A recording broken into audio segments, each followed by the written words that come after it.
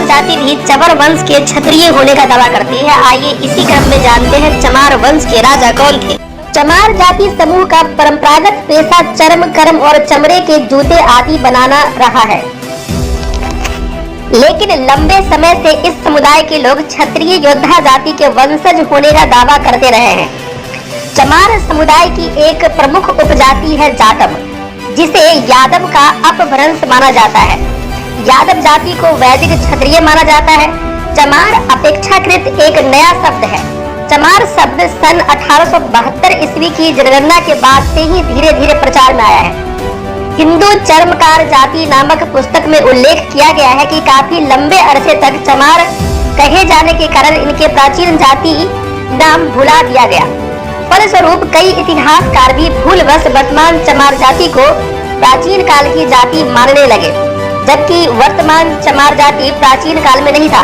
इस पुस्तक में दावा किया गया है कि मध्यकाल में विदेशी आक्रमणकारियों, तुर्क, मुस्लिम और मुगल शासकों द्वारा लाखों धर्मनिष्ठ ब्राह्मणों और स्वाभिमानी क्षत्रियों को जबरन चमार जाति में परिवर्तित कर दिया गया था, और वो भी केवल इसलिए कि उस जाति ने हिंदू धर्म में अपना विश्वास बनाए रखा और किसी भी कीमत पर इस्लाम स्वीकार नहीं किया। कई जानकार चमार शब्द को चमर या चवर शब्द का अपभ्रंश मानते हैं और चमार जाति की उत्पत्ति चवर वंश से मानी जाती है। चवर वंश का संबंध पीपल गोत्र से होना प्रमाणित है। ऐसी मान्यता है कि पीपल गोत्र की उत्पत्ति पीपल ऋषि से हुई थी। प्राचीन काल में चवर वंश की सामाजिक स्थिति क्षत्रिय वर्ण की थी।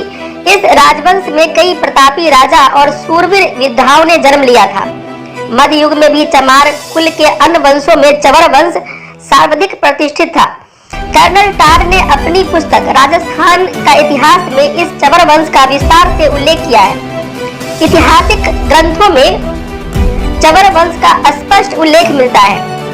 कहा जाता है कि यह राजवंश सूर्यवंशी क्षत्रिय कुल से संबंधित था। राजा चवरसेन का जन्म इसी चवर वंश में हुआ था, जो इस वंश के प्रथम प्रतापी राजा थे। गुजरात स्थित चवरावती नगरी राजा चवरसेन की राजधानी थी। चवर पुराण के अनुसार राजा चवरसेन ने सतयुग में शासन किया था। अम्बिका के राजा अमरीश देव की पुत्री चवरसेन की पत्नी थी। इनसे 56 पुत्र और 13 पुत्रियां उत्पन्न हुई। चवरसेन के पुत्रों में कमल सेन, ब्रह्मसेन, रति सेन आदि का नाम उल्लेखनीय है।